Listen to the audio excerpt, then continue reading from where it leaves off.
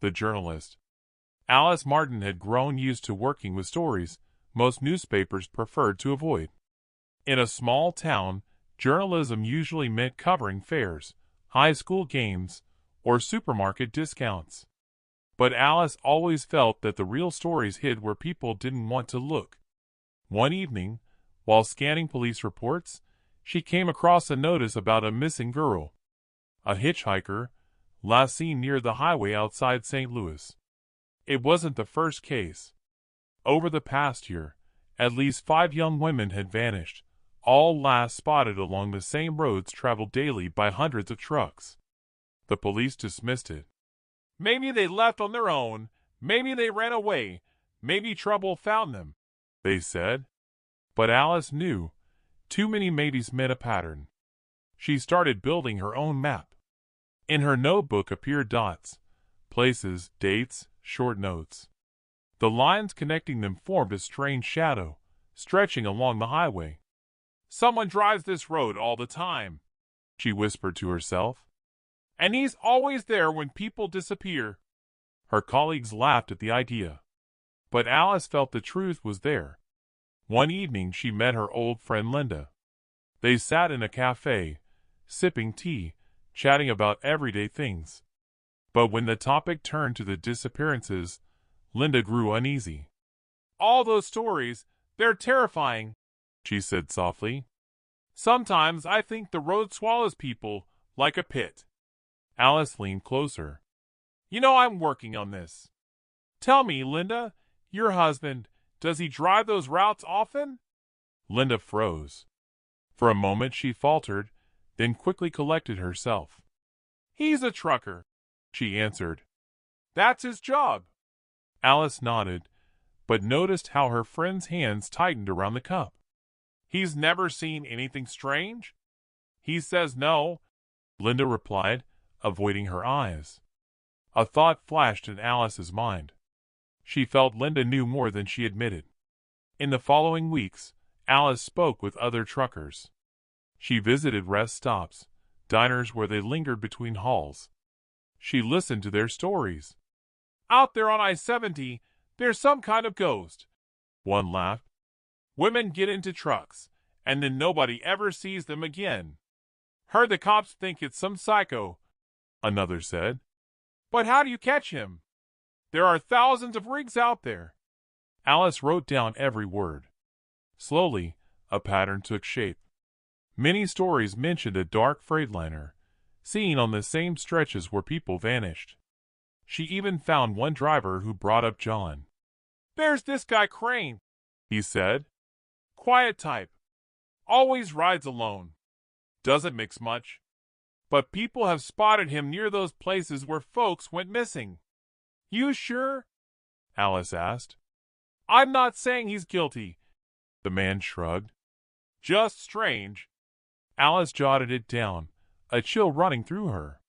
At home, she spread out clippings, notes, and her map. For the first time, the name John Crane appeared in her notebook. She thought of Linda, the way she looked away when they spoke of the missing. And suddenly Alice felt the truth might be much closer than she imagined. Alice decided to move carefully. She didn't want to accuse without proof, but she knew she had to watch. She began tracking John's hauls. It wasn't easy, but through contacts at his company she learned his schedules. Every time he hit the road, she compared it to the disappearances. And each time, the lines on her map grew clearer. At night, sitting over her notes, she thought she could hear the low rumble of an engine outside her window. Somewhere in the darkness, a truck rolled by. And maybe inside it, the answer to everything. She knew if she kept digging, she might uncover something terrible. But turning back was no longer an option. The truth always comes at a price. Cracks. John had always thought of himself as a disciplined man. Life on the road demanded it, knowing the schedule, keeping a firm grip on the wheel, paying attention to every little detail. But lately, that discipline had started to break down. He caught himself forgetting things. Once, after pulling into a gas station, he suddenly realized he couldn't remember the last 50 miles. It was as if his body had been driving the truck, while his mind wandered off into the dark. At night, the dreams came, dreams so vivid they were impossible to separate from reality. He was behind the wheel, and in the passenger seat sat someone whose face was always blurred, as if covered by fog.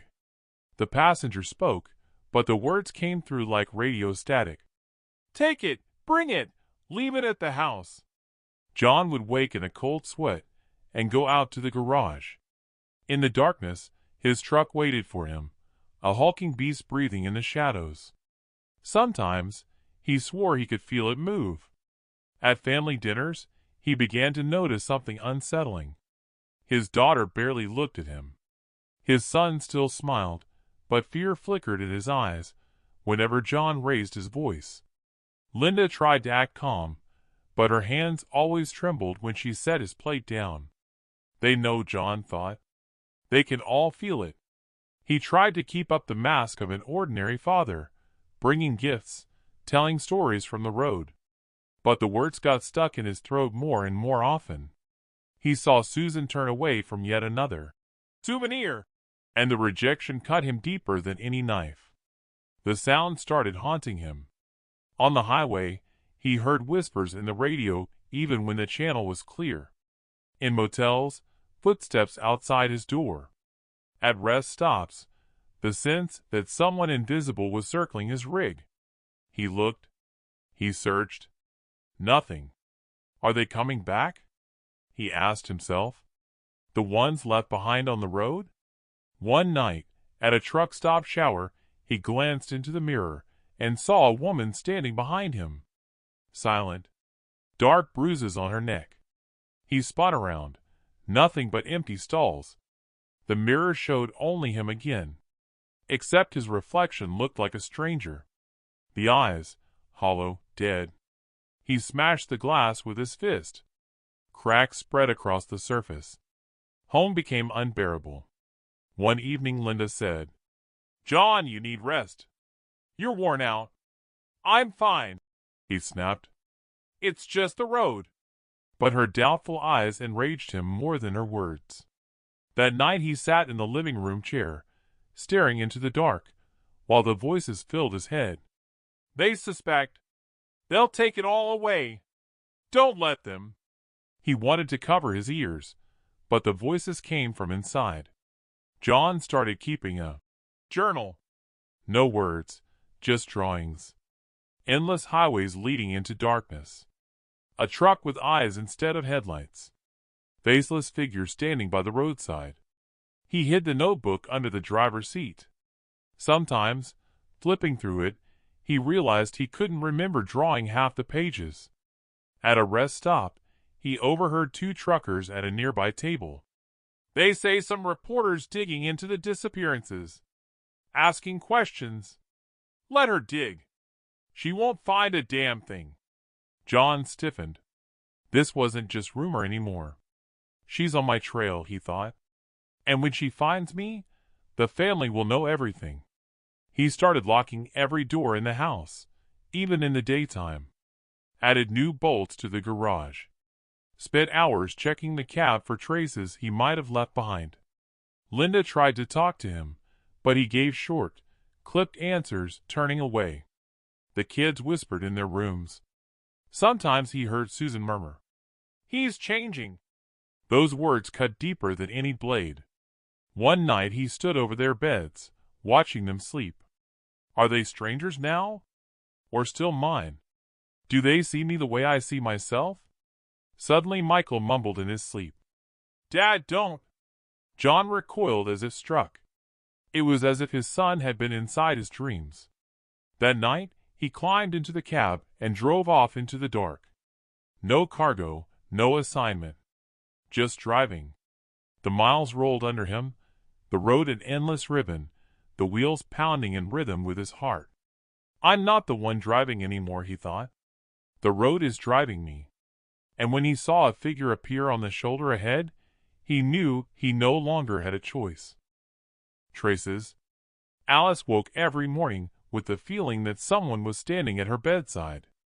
It was only a shadow, born of exhaustion and fear, but the sensation never left. She knew. The deeper she went into her investigation, the closer she came to someone who didn't want to be exposed. Risk was part of the job.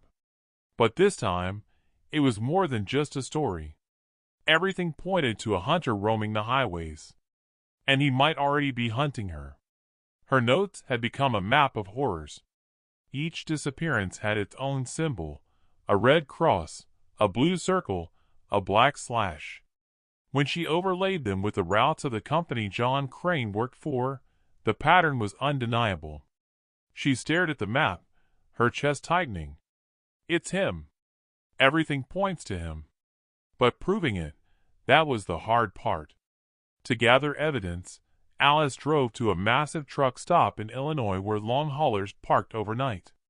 She pulled in with her beat-up Toyota, kept to the side, and started watching.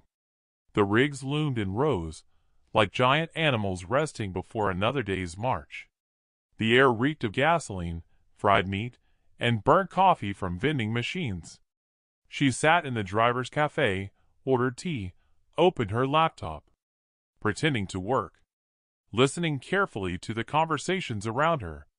Around 9 o'clock, she saw him. John Crane slipped into the cafe so quietly most didn't notice. He walked slow, heavy steps, his face shadowed beneath a cap. He sat in the far corner, ordered coffee, and stared out the window. A chill ran down Alice's spine. Him. The man whose name haunted her notes. She almost rose to confront him, but stopped herself. Not yet. I need to watch, not be seen. For nearly an hour she observed. He hardly moved, sipping coffee now and then. Finally, he stood and leapt into the night. Alice paid and followed, keeping her distance. She saw him approach his rig, a dark Freightliner, exactly the kind other drivers had described. He opened the cab door, but suddenly froze, glancing over his shoulder. Alice barely managed to duck behind a nearby truck. Her heart pounded so hard she thought he could hear it. John stared into the darkness for a long moment, then climbed into the cab and slammed the door. She hurried back to her car, started the engine, and sat there debating whether to follow.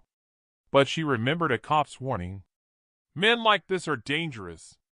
If you're right about him, he'll notice you before you notice him. So she waited. She stayed at the stop until morning, eyes fixed on his cab, scribbling notes. When he finally rolled out, she jotted down his trailer's ID number. At home, she reviewed her notes over and over. Each time, the circle tightened. I'm close. Almost there. But with that closeness came fear. That night, noise outside her window. She stepped onto the porch. Headlights flashed on the road, then vanished around the bend. For a moment, she was sure it was his Freightliner. She locked every door. Sleep didn't come. The next day, she visited Linda. Her friend greeted her with a forced smile. The kids were home, but kept their distance. Alice tried to be careful. Linda, I'm working on something. It might involve your husband. Linda went pale. You don't understand, she whispered. You'd better leave this alone. If he's tied to the disappearances, you need to know. Alice pressed. Linda's hand shot up, trembling. I said enough. Her voice cracked. Tears welled, but she turned away. Alice left with a heavy sense she'd just brushed against something terrifying, something still buried. That evening, Alice drove back to the highway. She pulled into a gas station and waited. And then, his rig appeared. John sat behind the wheel, staring straight at her. His gaze locked with hers. No smile, no movement. Just watching. It was enough to freeze her blood. He knew. He felt her presence. When he pulled back onto the highway, Alice started her car and followed from a distance. His taillights flickered ahead like a beacon in the dark. She tailed him for nearly 20 miles, until he veered off onto an emptier road. No other cars. Only darkness. Suddenly, he hit the brakes. Alice slammed hers, heart in her throat. The rig sat still for several seconds. Then, slowly, it rolled forward again. But she understood. That was a signal. He'd spotted her. Cat and mouse. John never liked anyone meddling with his life. The road, his family, the cab of his truck, that was his world. But now she had broken into it. The journalist. At first, just a shadow.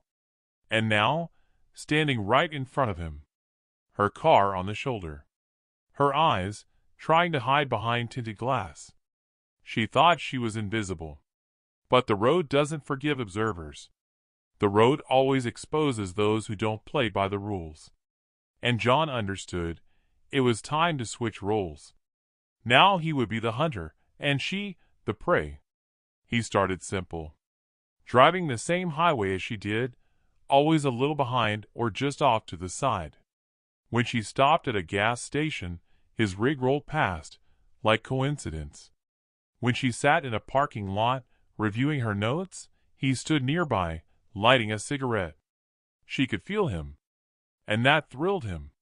He wanted the fear to grow inside her slowly, like a crack spreading across glass. Alice tried to keep herself together. She even wrote in her journal, "He knows I'm here.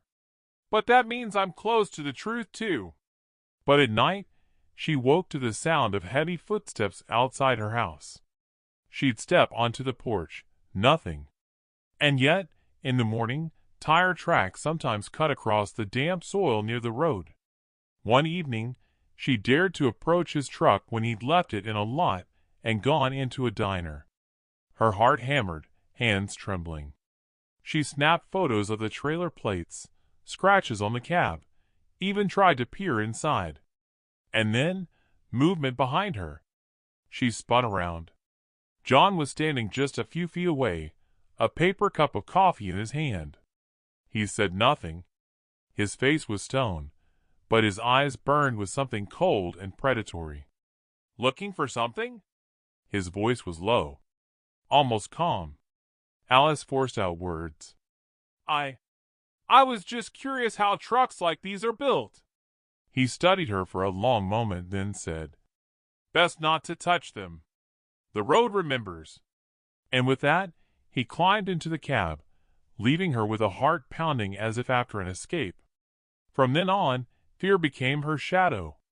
She tried to share her suspicions with the police. Their answer was dry. "Miss Harrison, your claims have no evidence. We can't open an investigation based only on speculation."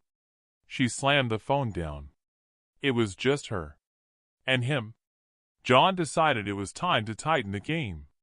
One night, he waited outside the newsroom until she left, then tailed her. No headlights, just the silent bulk of his truck gliding after her little Toyota. On a bridge, he closed in, close enough that she saw the looming shadow of the rig in her mirror. Her hand shook. She almost lost control. Then he pulled back, letting her run. But now he knew, she understood.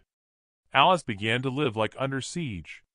She carried a recorder, hoping to capture his voice. Kept her camera ready, hoping to catch his truck. But John was always ahead. In the shadows. Appearing, vanishing. Like a phantom of the night. And every look he gave her said the same thing. "You live only as long as I find it entertaining." One night, driving the empty highway, he appeared again behind her. Panic surged. She floored the gas. The rig closed in, swallowing her rearview mirror. Headlights blinded her. The engine roared. Another second, and he'd shove her clean off the road. But then, brakes. He backed off again. Alice pulled into a roadside motel, stumbling out of the car, gasping for breath. When she turned, the truck was gone. That night, she wrote in her notebook, "He's toying with me. I've become his target. If I don't stop him now, I'll be next." For the first time, she felt the story might not end with an article, but with her death. Meanwhile, John sat in his cab a few miles away, staring into the dark. One thought circling in his mind. Almost. She's already on the hook. Soon, time to take off the mask. And he smiled. The climax. The night was blacker than usual. The road cut through the dark like an arrow, headlights carving into the void. Alice drove, her heart pounding, eyes locked on the asphalt. She knew John wouldn't let her go. His truck emerged behind her, silent as a predator. She tried to hold her distance, but deep down, she knew time was running out. Now or never, she thought, swerving onto an old bypass road. John reacted instantly. He gunned the engine, the truck thundering after her. The road shook with the weight of their chase. A deadly dance, hunter and prey. But this prey refused to surrender. Alice spotted an abandoned motel at the roadside. She slammed the brakes, veering into the lot. John followed, relentless. Their eyes locked in the mirror. His look said it all. I won't let you go.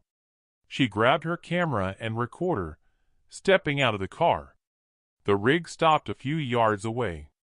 John climbed down, tall as a shadow, his face hidden under a cap. You've been following me. His voice was quiet, threatening. And now I know what you're after.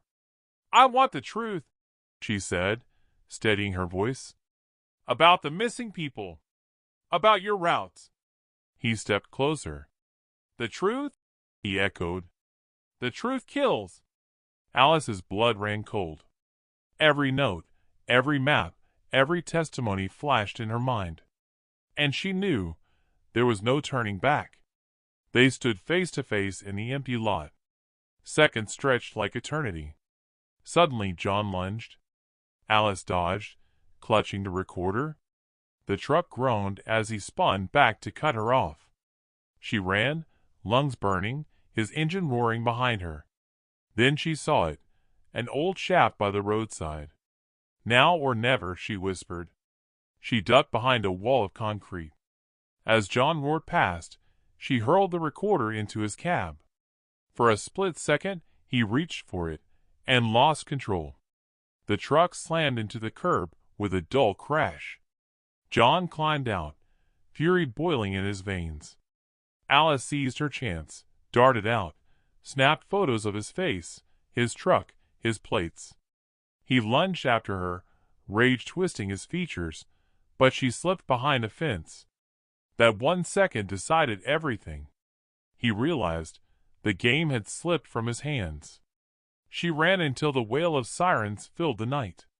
Locals had seen the crash, called it in. Blue and red lights flashed. John stopped in the road, watching them approach. Alice, breathless but alive, stepped out of hiding. You think this is the end? He asked, his voice low but no longer dangerous. For you, yes, she said. For me, it's the beginning. The police closed in. John didn't resist. His cold stare was now empty. He knew the road he had chosen was over. Alice stood on the shoulder, watching them lead him away. Her hands trembled, but she still held the camera and recorder. The evidence was real. The truth would finally be seen. She inhaled the night air. Darkness receded, but his stare would never leave her memory.